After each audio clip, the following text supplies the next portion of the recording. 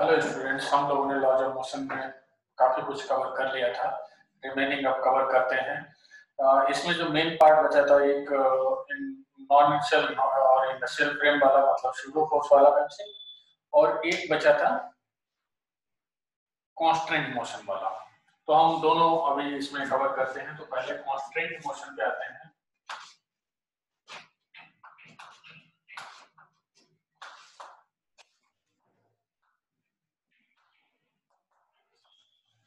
देखिए, constraint motion का मतलब होता है एक लिमिट के अंदर, एक गिवन कंडीशन के अंदर motion.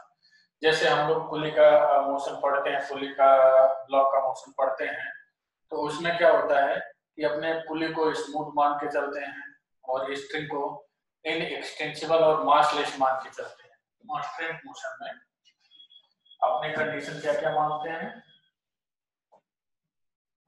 Pulley smooth,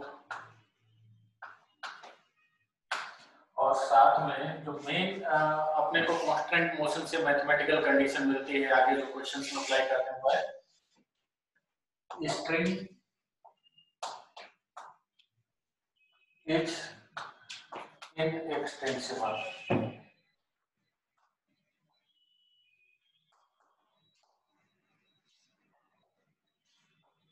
string is inextensible,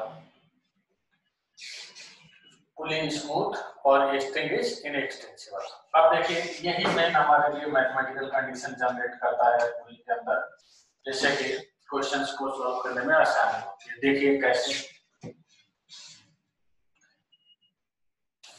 हम एक सिंगल पुली लेके चलते हैं।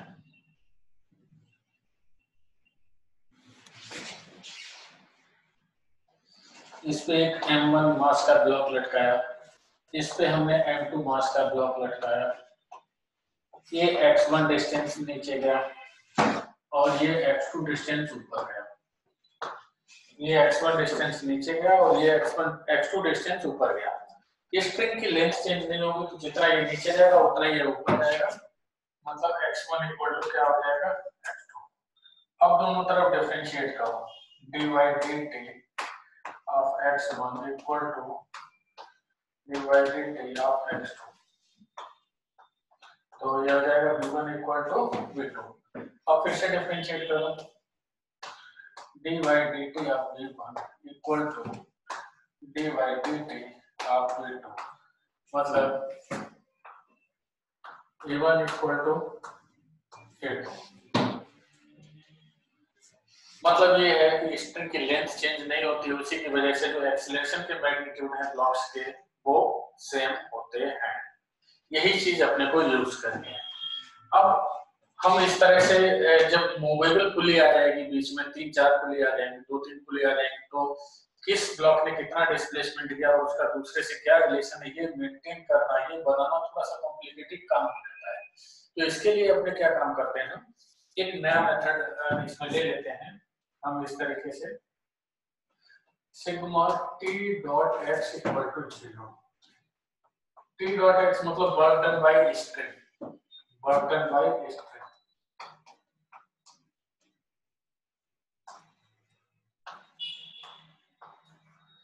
Work done by string.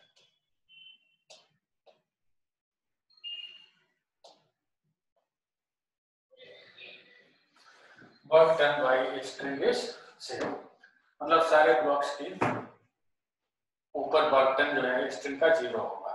एक ब्लॉक पे जितना पॉजिटिव होगा, दूसरे पे उतना निगेटिव होगा, तीसरे पे फिर एडजस्ट होके, चौथे पे भी फिर एडजस्ट होके टोटल वर्क डन 0 होता है। ये सिग्मा का मतलब जितने भी ब्लॉक होंगे, 2, 3, 4 सभी के लिए। अब इसको हम ऐसे भी लिख सकते हैं, या sigma T dot B equals to 0, या ऐसे भी लिख सकते हैं फिर से डिफरेंशिएट करके, sigma T dot A equal to 0। Main concept क्या हुआ, work done by string is always 0, क्योंकि बस स्प्रिंग अपने अंदर की एनर्जी नहीं देती है ब्लॉक को, लेंथ चेंज नहीं होती। जैसे स्प्रिंग होता है तो अपने अंदर की एनर्जी दे देता है दूसरे ब्लॉक्स को, तो वहां पे वर्क डन मिलता है, बट इसमें वर्क डन नहीं मिलेगा। यही मेन चीज हमें आगे यूज करना है।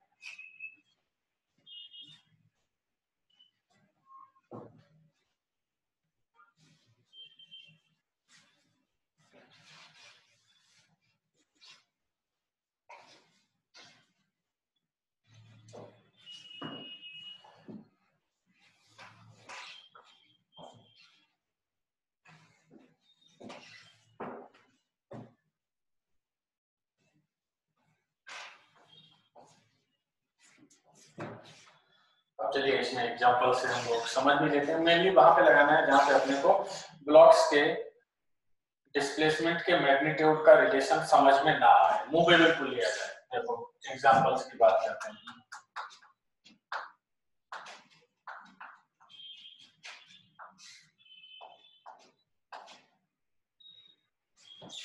ठीक है,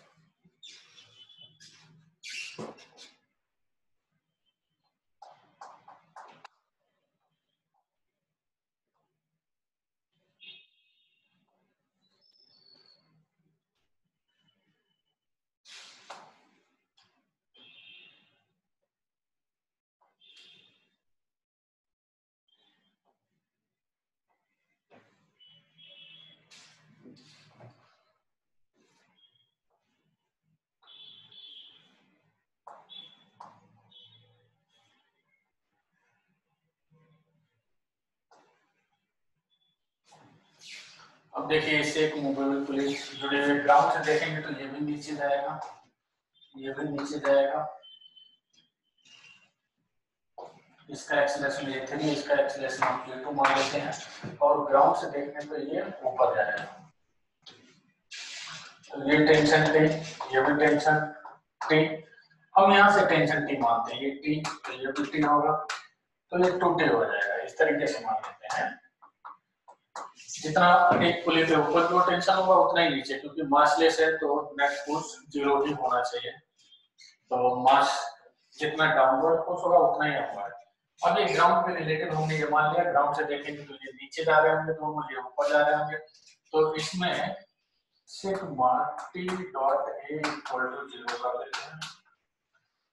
sigma T dot A equal to 0, यहाँ पे 2t और a1 के बीच एंगल 0 है, इसलिए डॉट प्रोडक्ट पॉजिटिव आएगा। 2t a1, यहाँ t और a2 अपोजिट है तो यहाँ डॉट प्रोडक्ट नेगेटिव आएगा, और यहाँ पे भी t और a3 अपोजिट है तो डॉट प्रोडक्ट, तो 2a1 इक्वल टू क्या आ जाएगा, a2 plus a3। 2a1 equal to क्या आ जाएगा, a2 प्लस a3। ये अलग अलग मैग्नीट्यूड होंगे तीनों ब्लॉक्स के एक्सेलरेशन के, और तीनों का आपस में ये रिलेशन होगा 2a1 equal to a2 plus a3। ठीक है, अब अपने को a1 a2 a3 अलग अलग निकालना है, तो एक बार इक्वेशन इसकी लिखेंगे, एक बार इसकी लिखेंगे और एक बार इसकी। तीनों ब्लॉक की अलग अलग इक्वेशन लिखेंगे, तीनों को सॉल्व कर लेंगे और आंसर हमें मिल जाएगा। तो ऐसे ही हम जितना भी कॉम्प्लिकेटेड सिस्टम लें सभी में मूवेबल पुली जहां पे आ जाएगी वहां पे ये अपने लिए एक रामबाण की तरह प्रूफ होता है रिजल्ट। इससे हम लोग काफी कंफर्टेबल मैनर में क्वेश्चंस को सॉल्व कर लेते हैं।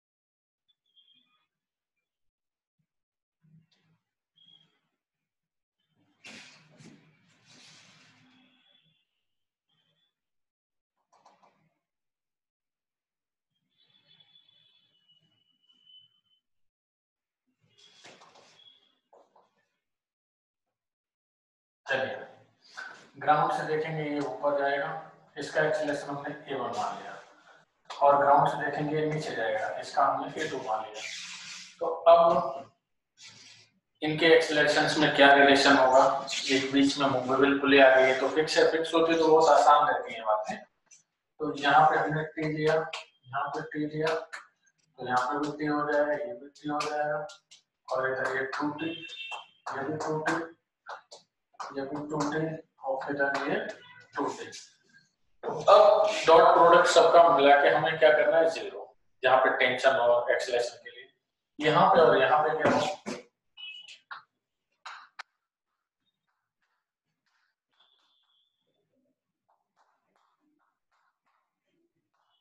माइनस देखिए टी और टी 2t हो गया और नीचे की ओर जा रहा है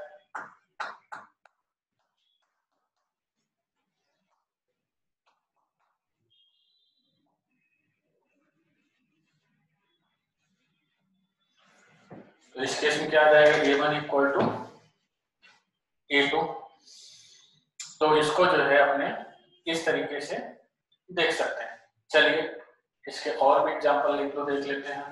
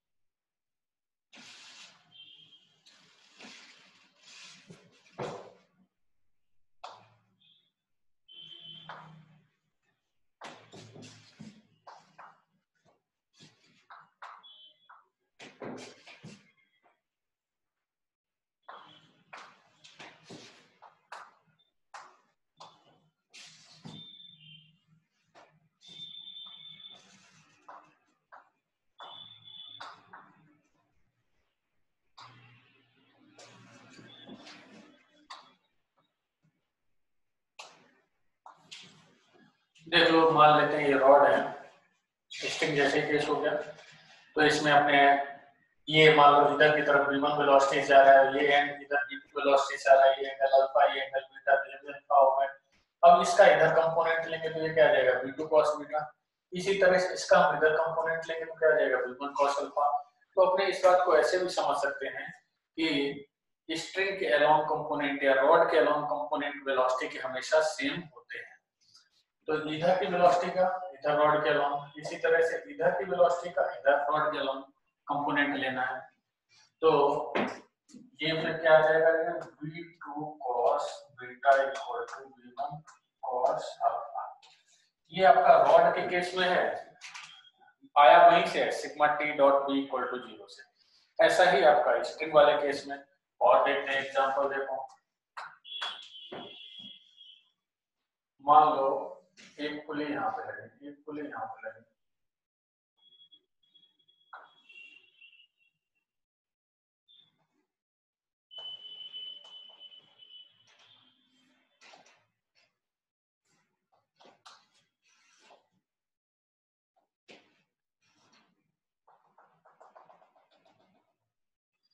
इधर ये थीटा एंगल, इधर ये थीटा एंगल, ये ऊपर की ओर किस वेलोसिटी से जा रहा है ये अपने को देखना है। इसमें भी वही काम करना है, स्ट्रिंग के अलोंग कंपोनेंट सेम रहते हैं। ऊपर की ओर v वेलोसिटी जा रहा है, इधर कंपोनेंट करिए, और ये दोनों एंड u वेलोसिटी से खींचे जा रहे हैं। इसका कंपोनेंट इधर नहीं करना, स्ट्रिंग के अलोंग करना है, क्योंकि स्ट्रिंग की लेंथ चेंज नहीं होती है इसलिए। तो फिर ये क्या हो जाएगा v cos theta equal to u, यानी v की वैल्यू क्या आ जाएगी u अपॉन cos थीटा। इस तरीके से आ जाएगा। अदरवाइज इसको अपने ट्रिग्नोमेट्री लगा के भी कर सकते हैं। ये डिस्टेंस और ये डिस्टेंस का रिलेशन निकाल के इस डिस्टेंस के टर्म में डिफरेंशिएट करके तो थोड़ा लंबा बैठता है, बट इसमें क्या सीधा सीधा आप कंपोनेंट कर दो और आंसर मिल जाएगा। चलिए और आगे बढ़ते हैं।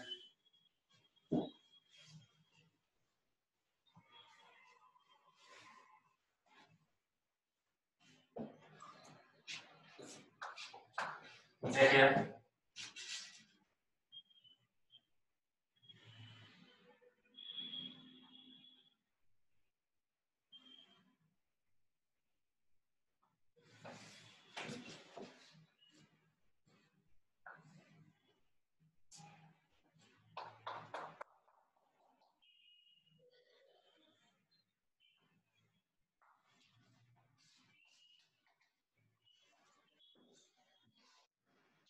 ये मान लो जो वेलोसिटी से खींचा जा रहा है, तो इसकी वेलोसिटी बताओ।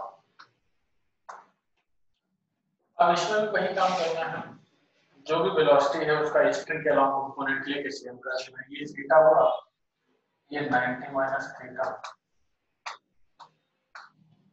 तो b का कंपोनेंट इधर करो, b cos 90 minus theta equal to 0। B sine theta B equal to क्या आ जाएगा यू अपॉन साइन थीटा।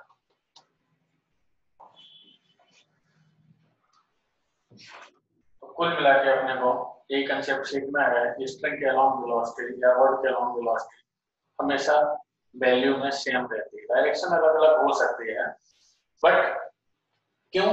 क्योंकि उसमें लेंथ चेंज नहीं होती। चलिए, तो ये तो कांस्टेंट मोशन हो गया आपका इस तरह से ऑब्जेक्ट का पुली के अंदर और स्प्रिंग का। ये कांस्टेंट मोशन आपका पुली के साथ स्प्रिंग को लेके। अब अगर दो रिजिड बॉडी कांटेक्ट में, तब कांस्टेंट मोशन में क्या होगा वो मैं बता देता हूं।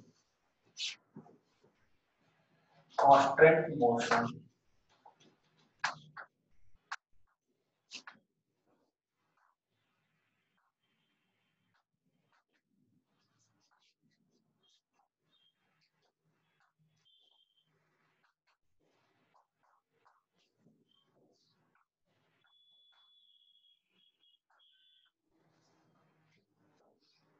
Constant motion of two rigid body. तो जब दो रिजिड बॉडी एक दूसरे के साथ कांटेक्ट में होते हैं तो कांटेक्ट सरफेस की नॉर्मल हमेशा ही डिस्प्लेसमेंट वेलोसिटी और एक्सेलरेशन की वैल्यू सेम होती है। क्यों होती है? क्योंकि उस डायरेक्शन में दोनों एक बराबर डिस्टेंस कवर करते हैं या तो वहां पर एक ऑब्जेक्ट ब्रेक कर जाए, एक के अंदर दूसरा चला जाए। तो सीधा सीधा है कि नॉर्मल डायरेक्शन में हम लोग जो है डिस्प्लेसमेंट वेलोसिटी और एक्सेलरेशन की वैल्यू सेम। देखो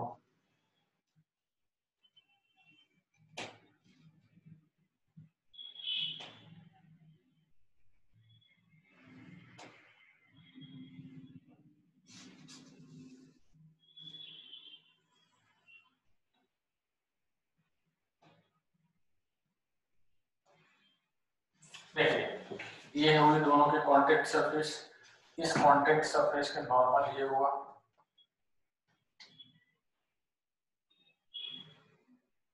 ठीक है।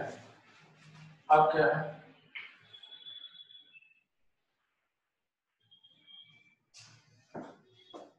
ये थीटा, ये एंगल क्या होगा 90 माइनस थीटा।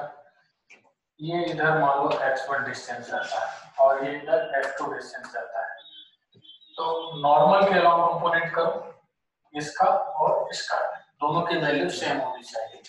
तो x1 cos theta equal to क्या आएगा x2 cos 90 minus theta. cos 90 minus theta ये sin थीटा हो गया और x1 cos theta. x1 equal to क्या आ जाएगा x2 tan theta. x1 equal to x2 tan theta. अब दोनों तरफ डिफरेंशिएट करें तो वेलोसिटी आ जाएगी, फिर डिफरेंशिएट करें तो एक्सेलरेशन आ जाएगा।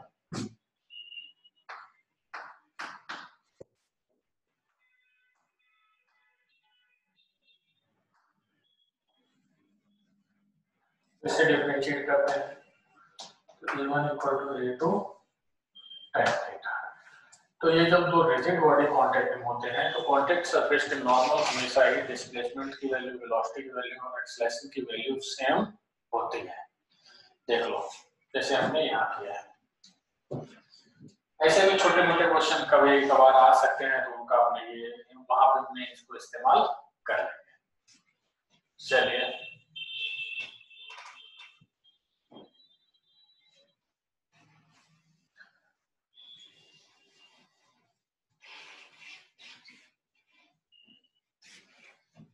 अब बात अपने कर लेते हैं।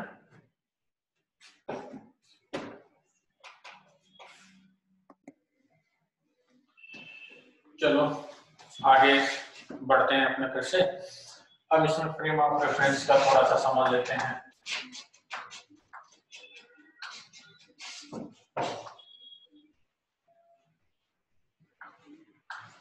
देखिए, फ्रेम ऑफ रेफरेंस का मतलब यही होता है जहां से बैठ के अपने क्वेश्चन को सॉल्व करते हैं, जहां से बैठ के हम चीजों को देखते हैं, जहां से बैठ के हम दुनियादारी देखते हैं, वही हमारे लिए फ्रेम ऑफ रेफरेंस हो जाता है। आप क्लास में बैठे हैं तो क्लास में बैठ के बोर्ड देख रहे हैं, तो यही हमारे लिए क्लासरूम फ्रेम ऑफ रेफरेंस हो गया। तो जहां से बैठ के, जिस सिस्टम में बैठ के हम लोग कैलकुलेशन करते हैं वो फ्रेम ऑफ रेफरेंस हो गया। तो दो टाइप के फ्रेम ऑफ रेफरेंस की बात होती है, एक तो जो अर्थ से जुड़े हुए होते हैं या अर्थ के ऊपर कांस्टेंट वेलोसिटी से मूव करते हैं, ऐसे फ्रेम ऑफ रेफरेंस को इनर्शियल बोलते हैं। और ऐसे फ्रेम ऑफ रेफरेंस जो अर्थ पर एक्सेलरेटेड होते हैं। दो टाइप के फ्रेम ऑफ रेफरेंस, पहला inertial,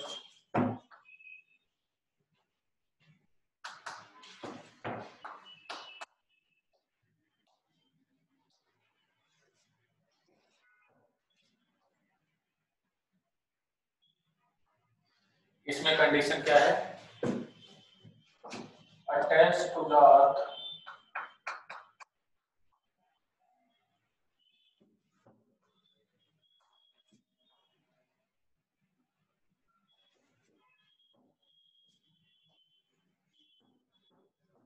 are moving with constant velocity.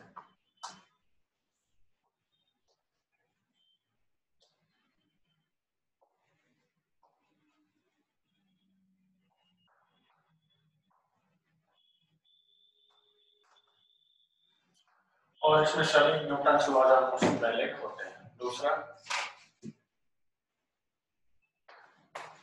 Non inertial,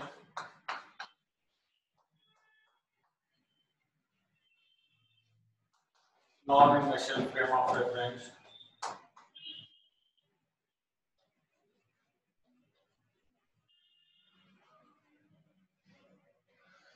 इसमें आपके ये एक्सेलरेटेड होते हैं विद रिस्पेक्ट टू अर्थ, इसमें Newton laws of motion valid नहीं होते हैं।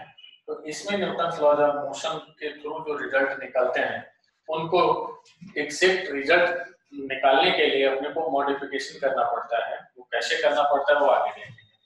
ये फ्रेम क्या होते हैं, एक्सेलरेटेड,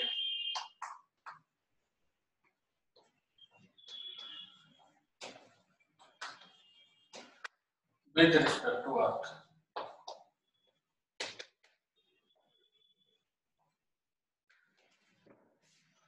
चलिए आगे इसमें पढ़ते हैं।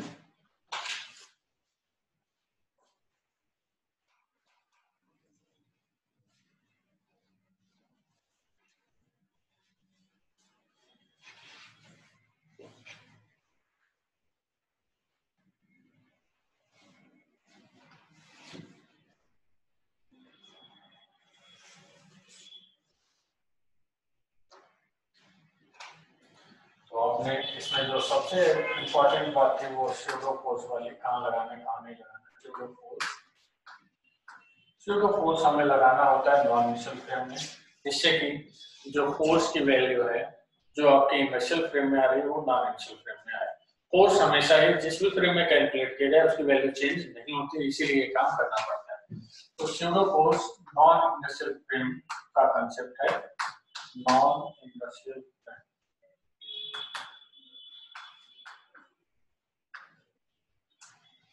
और स्यूडो फोर्स की वैल्यू क्या होती है वो भी मैं लिख देता हूं।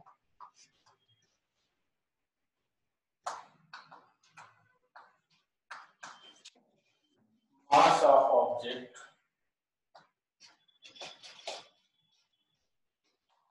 Into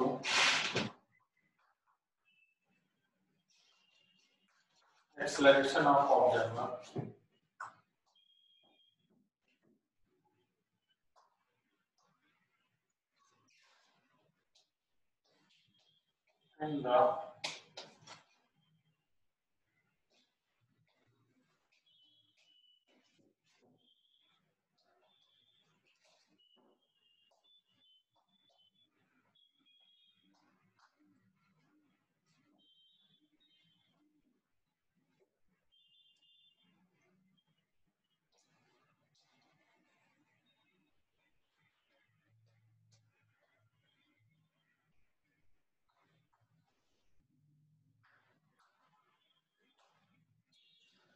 in the opposite direction of acceleration of observer. ये इसका मेन फॉर्मूला हो गया। मास ऑब्जेक्ट का होगा और एक्सेलरेशन ऑब्जर्वर का होगा, डायरेक्शन होगी opposite direction of acceleration of observer. चलिए बात करते हैं।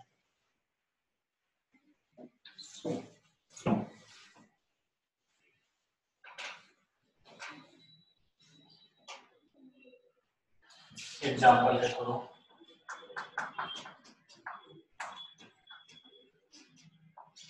एग्जाम्पल अपने देखते हैं तो अच्छे से समझ में आएगा। एग्जाम्पल क्या है, देखो जैसे ये ऑब्जेक्ट आपका ग्राउंड पे रखा हुआ है। इस ऑब्जेक्ट को कई ऑब्जर्वर देख रहे हैं। एक ऑब्जर्वर O1 है, एक ऑब्जर्वर O2 है,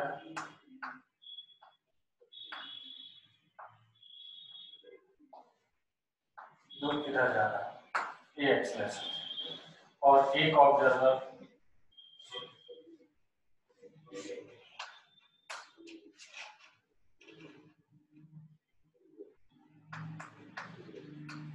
O3 है, जो इधर जा रहा है, ये नॉट एक्सलेशन। तो देखिए स्यूडो फोर्स के बाद ये नॉन इनिशियल फ्रेम में ऑब्जर्वर, ये नॉन इनिशियल फ्रेम, ये तो ग्राउंड पे खड़ा है, तो इसके लिए स्यूडो फोर्स क्या हो जाएगा, 0। और O1 स्यूडो फोर्स Tm करके लिख देता हूं 0। और O2 के लिए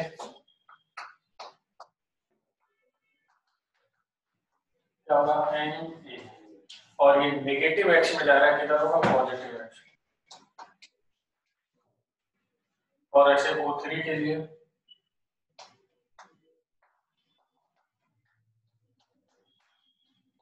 स्यूडो फोर्स क्या होगा, Ma0, क्या होगा, Ma0। ये पॉजिटिव एक्स में जा रहा है, किधर होगा, नेगेटिव एक्स।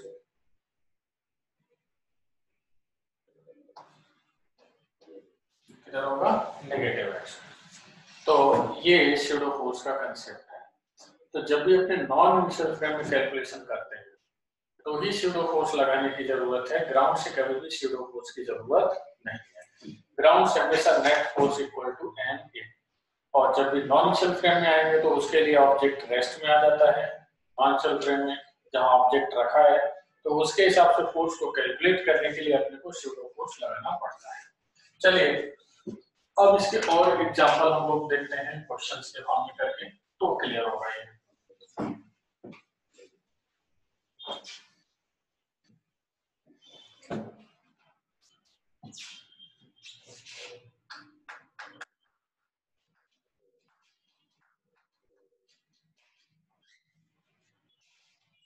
इसमें हम ए वाला एग्जांपल लेके चलते हैं। मान लेते हैं एक लिफ्ट है जिसका एक्सेलरेशन a है ऊपर की ओर, इसमें ब्लॉक रखा हुआ है m मास का, इसको दो ऑब्जर्वर देख रहे हैं, O1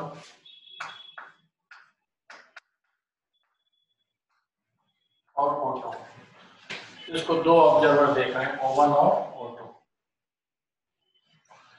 देखिए O1 तो नॉन इनिशियल फ्रेम है, O2 आपका इनिशियल फ्रेम यानी अर्थ है, तो इसके लिए तो नेट फोर्स m ही करना है। तो फॉर O2 बात करते हैं, नॉर्मल एक्शन ऊपर की ओर, mg नीचे की ओर।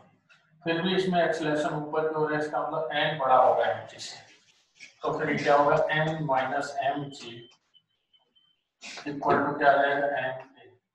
तो n इक्वल टू क्या आ जाएगा, mg प्लस ma। ये n की वैल्यू आ गई। और हम O1 के लिए बात करें तब क्या होगा,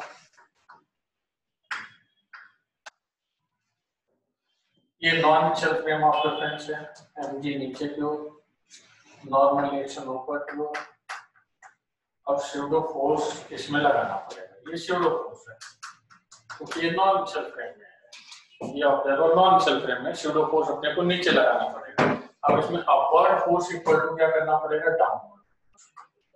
तो n इक्वल टू क्या आ जाएगा, mg plus ma। n equal to क्या आ जाएगा, mg प्लस ma। इसी मैनर में हम लोग इसका बी पार्ट कर सकते हैं। बी पार्ट में मान लो हम इसको नीचे की ओर ले जा रहा है, एक्सेलरेशन एच। तो O2 के लिए अब नीचे की ओर हम ला रहे हैं, तो नीचे की ओर रिजल्टेंट फोर्स m करना है, यानी कि mg माइनस n। तो ऐसे कर लेते हैं, तो इस केस में फिर n इक्वल टू क्या आ जाएगा, mg minus n। Same manner में यहाँ पे जब नीचे जा रहा है तो स्यूडो फोर्स इसमें किधर लगाएंगे, ऊपर। स्यूडो फोर्स किधर लगेगा, ऊपर, m स्यूडो फोर्स ऊपर लगेगा। तो इस केस में भी n plus m a equal to m g, solve करेंगे तो n इक्वल टू क्या रहेगा, m g minus m a. इसी मैनर अगर ये कांस्टेंट वेलोसिटी से नीचे जाए या ऊपर जाए या रुका हुआ हो तो सभी कंडीशंस में n की वैल्यू आ जाएगी mg के बराबर। सारी ही कंडीशंस में n की वैल्यू आ जाएगी mg के बराबर। चलिए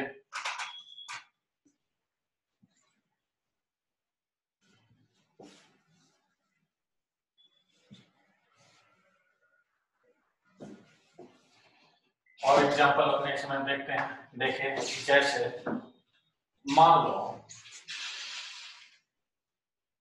ये एक व्हीकल है, ये व्हीकल को इधर की एक्सेलरेशन लेके जा रहा है, मास m लटका हुआ है, m मास का छोटा सा पार्टिकल लटका हुआ है। तो ऑब्वियस है जब आगे की ओर ले जा रहे हैं तो पीछे की ओर किसी एंगल पे जाकर रुकेगा, तो कितने एंगल पे रुकेगा ये हमें देखना है, ठीक है। तो इसके लिए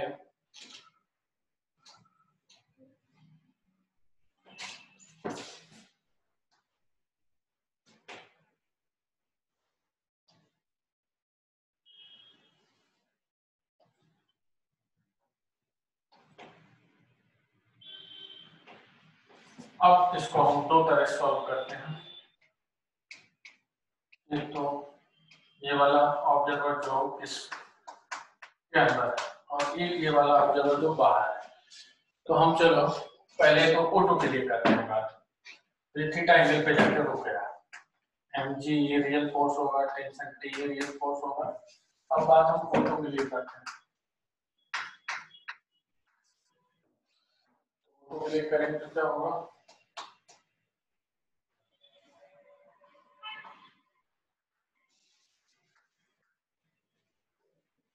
T cos थीटा, नीचे mg, इधर क्या होगा T sin theta. Vertical direction में तो इक्विलिब्रियम में होगा, T cos थीटा और mg बैलेंस करेंगे, और T sin थीटा आपका पॉजिटिव एक्स में है, तो फिर क्या होगा T sin theta equal to mg,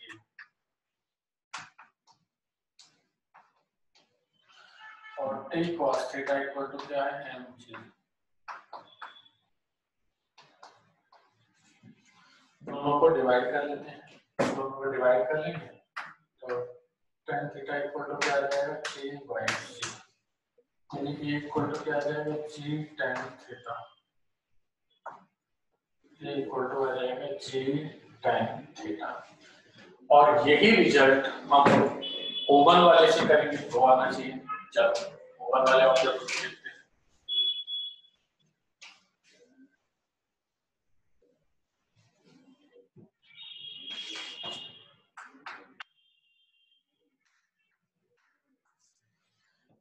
oven वाले का एक्सेलरेशन ये है, इधर तो स्यूडो फोर्स हमें बैक डायरेक्शन में लगाना पड़ेगा, तो क्या होगा,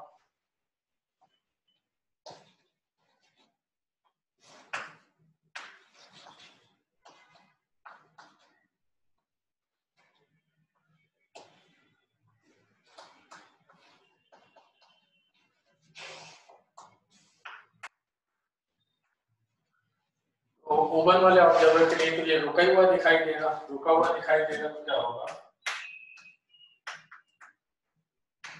T sin theta equal to m और T cos theta equal to mg।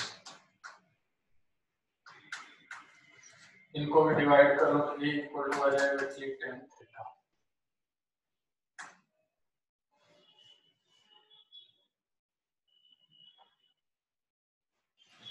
इनको डिवाइड कर लो तो ये इक्वल टू क्या आ जाएगा, g tan थीटा। दोनों से सेम रिजल्ट आ गया। बस यही ध्यान रखना है, नॉन इनिशियल फ्रेम से अपने को स्यूडो फोर्स लगाना है। चलो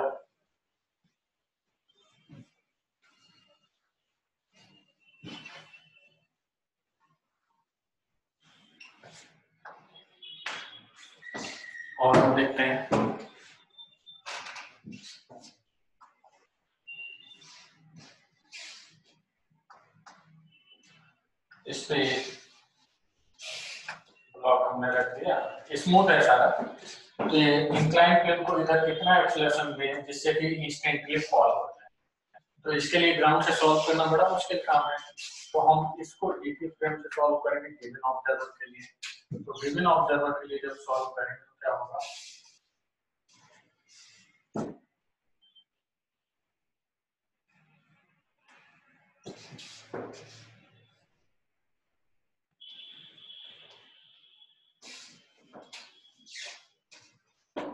ठीक है।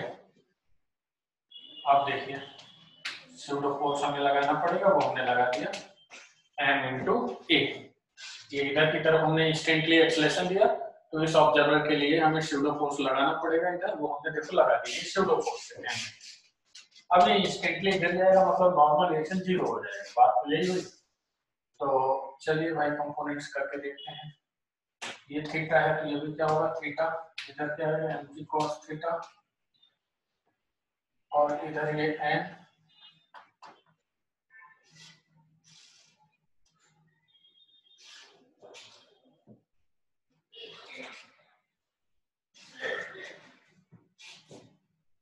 तो ये थीटा ही हो जाएगा। इधर की साइड में क्या आ जाएगा एम ए साइन थीटा, और इधर क्या आ जाएगा एम ए कॉस थीटा। तो हमारे क्वेश्चन के लिए इस वाले पार्ट की जरूरत ही नहीं है, हमें केवल नॉर्मल रिएक्शन जीरो करना है। अलग होना मतलब नॉर्मल रिएक्शन जीरो करना, m plus m a sine theta equal to क्या होगा m g cos theta. M की वैल्यू जीरो कर दो, तो m a sine theta equal to m g cos theta. तो ए इक्वल टू क्या आ जाएगा यहाँ पे जी कॉट थीटा। तो सेपरेट हो जाएगा, इंस्टेंटली सेपरेट हो जाने की मैथमेटिकल कंडीशन मतलब क्या है, नॉर्मल रिएक्शन जीरो कर देना, तुरंत जीरो। चलिए और करते हैं एक आध एग्जांपल।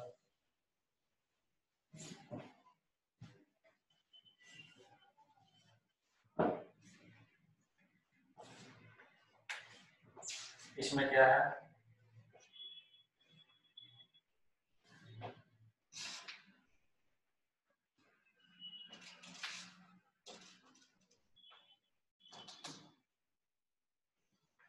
इसको कितना एक्सेलरेशन दें, इसको हम कितना एक्सेलरेशन दें इंक्लाइन प्लेन को जिससे ये इस पे स्लिप ना करे, जबकि स्मूथ है। कितना एक्सेलरेशन दें जिससे ये स्लिप ना करे। ठीक है चलिए वो भी हम देखते हैं। तो इसको तो दोनों तरीके से कर सकते हैं, एक तो नॉन सेल्फ फ्रेम से और एक इन सेल्फ फ्रेम से। तो अपने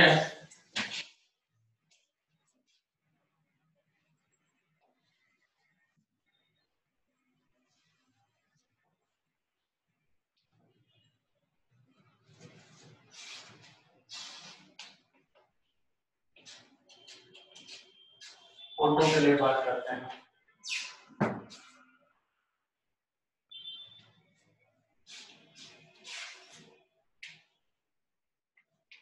ये एम जी और इधर नॉर्मल रिएक्शन, इसमें कोई प्रॉब्लम है ही नहीं। इधर ये थीटा, तो इधर ये क्या होगा एम जी कॉस थीटा, इधर क्या हो जाएगा एम जी साइन थीटा।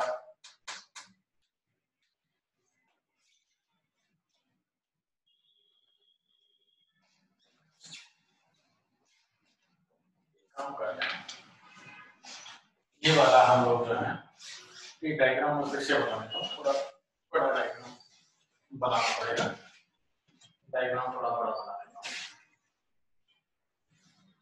देखो इस केस में क्या है, ये एम, ये कैपिटल एम और ये थीटा, ये नॉर्मल रिएक्शन। अब इधर कंपोनेंट क्या आएगा वो देखना है, ये थीटा जो भी क्या होगा थीटा एम जी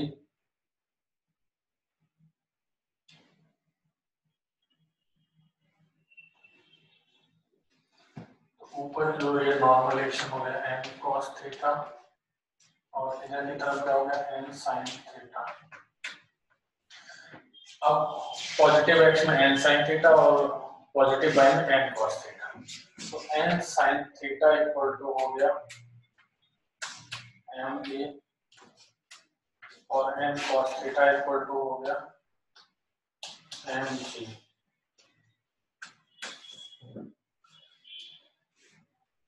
दोनों को डिवाइड कर लेंगे, पॉजिटिव एक्स में जो फोर्स होगा वही ma के बराबर होगा, तो ये एक्सेलरेशन मिलेगा हर पार्ट के लिए, हर ब्लॉक के लिए। तो mg का तो पॉजिटिव एक्स में आ नहीं सकता है कंपोनेंट, तो दोनों को डिवाइड करें तो tan थीटा इक्वल टू क्या आ जाएगा k बाई g, यानी k इक्वल टू आ जाएगा g tan थीटा।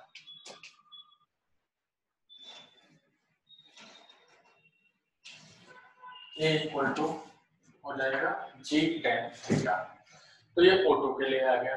ऐसे ही हम O1 से निकालना चाहते हैं, तो उसमें हमें O1 वाला जो हमारा ऑब्जर्वर है वो नॉन म्यूचुअल फ्रेम में है, तो उसके लिए हमें स्यूडो फोर्स अप्लाई करना पड़ेगा। देखो फॉर O1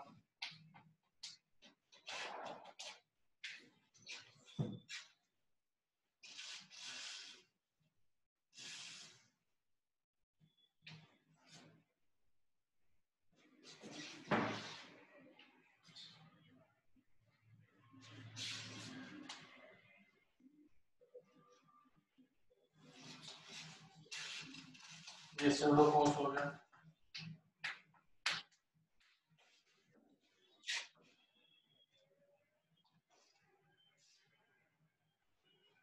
ठीक है, और फिर मुझे नीचे की ओर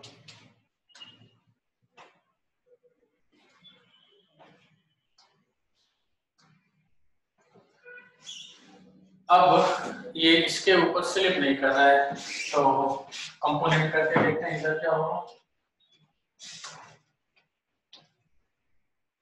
m cos थीटा, इधर क्या होगा mg sin थीटा, और इधर mg cos theta plus ma sin theta, इधर क्या होगा mg cos theta plus ma sin theta. अब ये एक दूसरे को बैलेंस करना चाहिए, तब ये इधर उधर नहीं जाएंगे। तो ma cos theta equal to क्या होगा mg sin थीटा,